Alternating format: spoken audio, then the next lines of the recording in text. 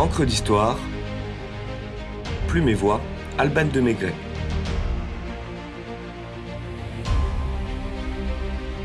Jean-Eugène Robert Houdin, la science au service de l'illusion.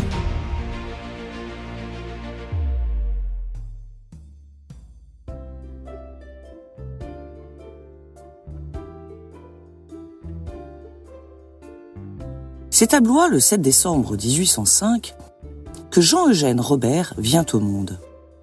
Ce fils d'horloger se passionne très vite pour la mécanique de précision, mais son père caresse l'ambition de faire de son rejeton un notaire et le place comme clerc chez un tabellion de la région.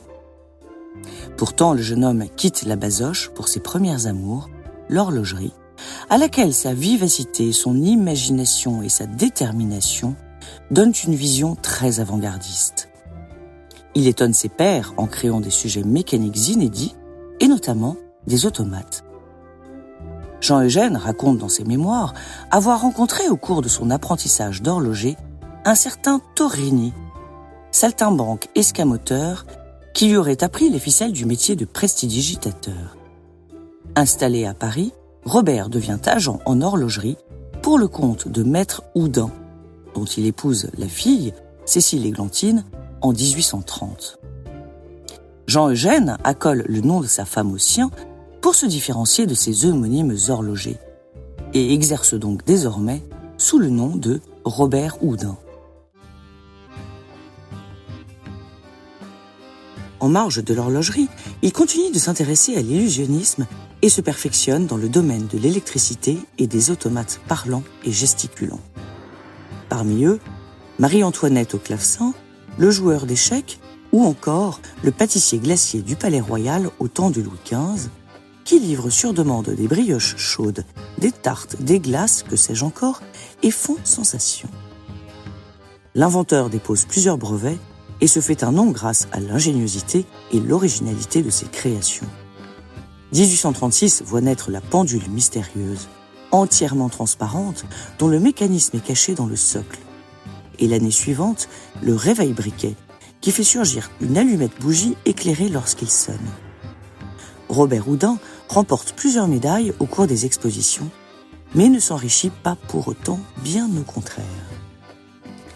Germe alors en son esprit l'idée de mettre ses automates au service de l'art de l'escamotage qui l'a toujours fasciné.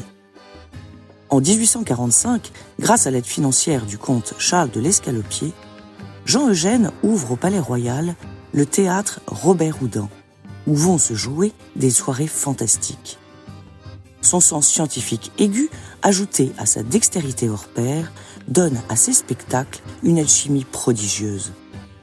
Comme nous l'indique Georges Méliès, il apparaît sur scène, je cite, en habit noir dans un salon Louis XV, dédaignant les décors macabres couverts de têtes de mort, les robes de magicien, les bonnets pointus et les tables à longs tapis de ses devanciers. C'est à lui que l'on doit la prestidigitation moderne et la suppression des farces à gros sel, des calembours de mauvais goût et des tours où l'adresse de l'artiste était exclusivement remplacée par des boîtes à fond double.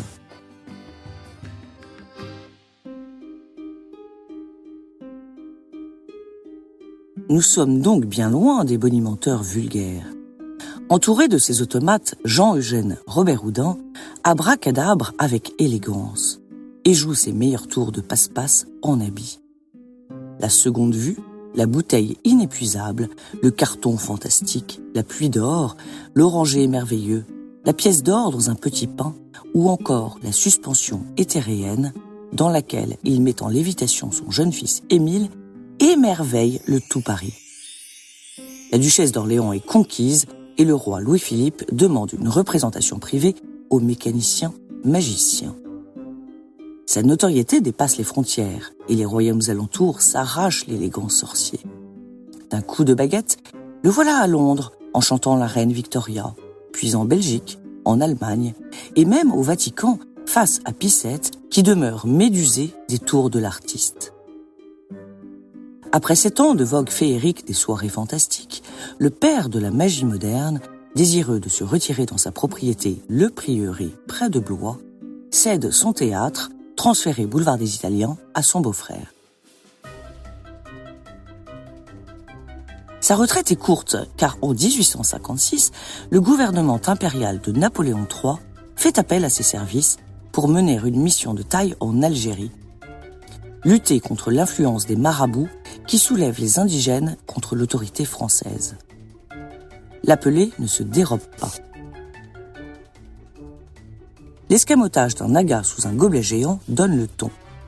Mais le coup de maître réside en un duel entre le magicien et un sorcier arabe. Le marabout tire la première balle que le prestidigitateur français exhibe entre ses dents.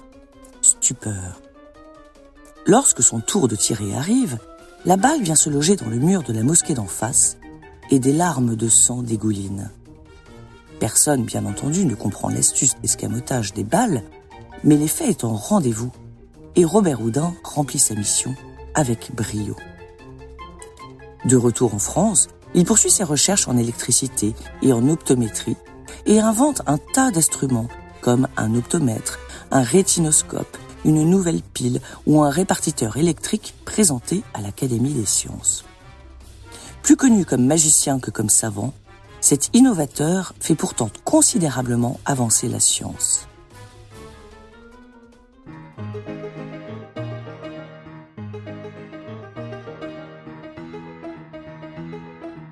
Le prieuré devient la maison témoin des trucs et gadgets les plus inventifs. On raconte qu'à l'occasion de la première communion de sa fille, il a éclairé sa tonnelle avec des ampoules à incandescence et que des projecteurs illuminaient la campagne alentour. Cela bien avant Thomas Edison. Les portes s'ouvraient toutes seules, les chaises s'avançaient devant les invités, la table se garnissait comme par magie et dans le parc, un banc transportait d'une rive à l'autre ceux qui s'y asseyaient. Génie de l'automatisme et de l'escamotage, scientifique et illusionniste, Jean-Eugène Robert Houdin est un paradoxe. Celui qui a inspiré au célèbre Houdini son nom de scène, fait la lumière le jour sur des mécanismes complexes et joue l'opacité la nuit en créant des mystères.